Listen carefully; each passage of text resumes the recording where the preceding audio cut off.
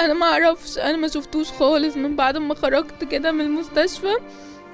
ما اعرفش، هو جالي في يوم واحد بس بعد يومين في العمليه، لقيت حد ماسك ايدي بيقول لي ما تخافيش مش هسيبك، واختفى. ما عرفتش عنه اي حاجه. انت عايزه تعملي ايه وانا معاكي فيه. شوفي انت عايزه تعملي ايه وانا تمام معاكي جدا جدا فيه. طبعا كلنا شفنا او عرفنا او حتى سمعنا عن البلوجر سارة محمد اللي ظهرت من كام يوم مع ريهام سعيد، وعرفنا قصتها بقى والحادثه والظروف اللي تعرضت لها وكده. انا مش جاي النهارده احكي في المحكي واعيد في الكلام، انا عندي بس نقطه جاي اعلق عليها. بقول لك ايه، ما تيجي نلخص الكلام ونخش في الموضوع على طول.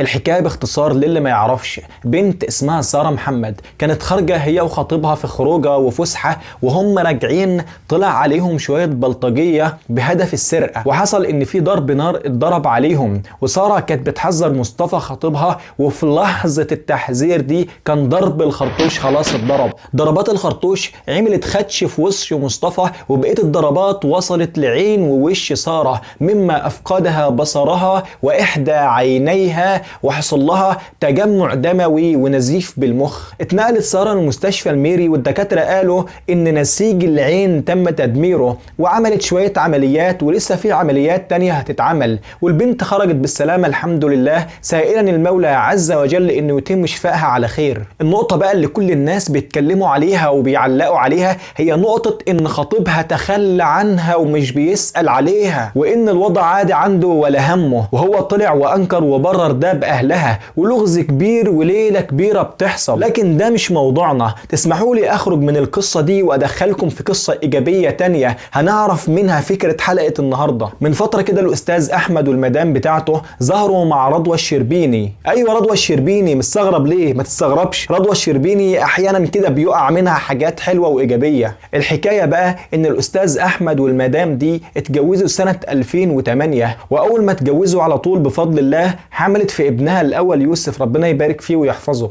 وبعد فتره قصيره قوي من الولاده تقريبا 40 يوم حملت في المولود الثاني وهي بنتها جنى. كملت الحمل بفضل الله، ولكن اثناء فتره الحمل ظهرت لها حاجه غريبه كده في رجلها، تجمع كميه اورده وشرايين في رجلها، فقالوا لها ان دي دوالي حمل عادي وما تقلقش. لكن الموضوع ابتدى يزيد ويزيد لحد ما اكتشفت ان عندها حاله نادره ملهاش علاج الا بعمليه صغيره كده بيقفلوا فيها الشرايين والاورده بماده. دخلت العمليات وحصلت مشكلة فاضطروا يعملوا عملية تانية، وحصلت مشكلة تانية فاضطرت تخش غرفة العمليات للمرة الثالثة، لحد ما رجلها وقفت خالص وبقت شبه مشلولة بسبب السائل اللي جواها. تحكي المدام وتقول ان في وسط ده كله كان الاستاذ احمد جوزها متكفل بكل حاجة وما تخلاش عنها لحظة واحدة، كان معاها عند الدكتور بيأكلها بيشربها بيحمنيها، لدرجة انه كان بيوقف في المطبخ ويقول لها الاكل بيتعمل ازاي وانا اعمله. تقول كنا ساكنين في الرابع وكان يشيلنا على كتافه في كل مره يوديني لجلسه العلاج الطبيعي ويجيبني، لدرجه يا مؤمن انه في يوم عملت تويلت في المستشفى فاتصلت بيه الفجر فجيه بسرعه وجاب هدومها وحماها، وده كله مرات خالها معاها. بتقول والله يا رضوى ما تعب في يوم ولا كل، اتعرض عليه الجواز من القريب والبعيد وهو مش راضي. بابايا قال له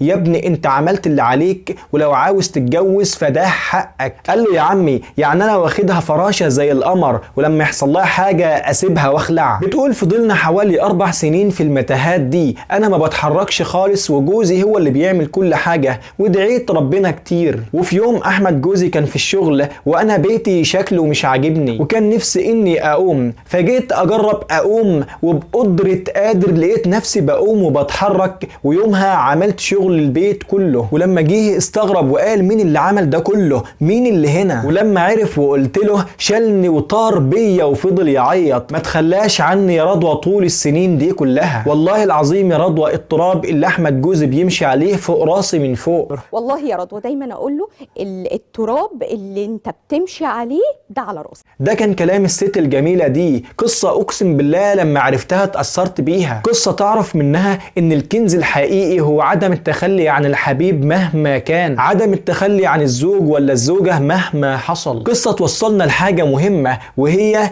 أن ما يبحث عنه العاقلون في العلاقات ليس خلوها من المشكلات، وإنما الأمان الذي حين يحل اختلاف أو خلاف لم تخش فيه انتهاء الود ولا انقطاع الوصل ولا فجر الخصومة. فحبيبك ليس من أحببته ولكن من أمنته، لكنه حقيقة إذا كان أخ أو صديق أو حتى زوجة. لكنه حقيقة إذا كان أخ أو صديق أو حتى زوجة.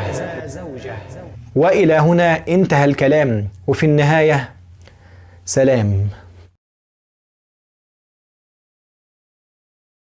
إني أحب محمدا والله خير شاهدا، يا ربي صل على النادى أبدا عليه مجددا، صل وسلم سيدي ما جاء ذكر محمد في قلب كل موحد ذاق المقام.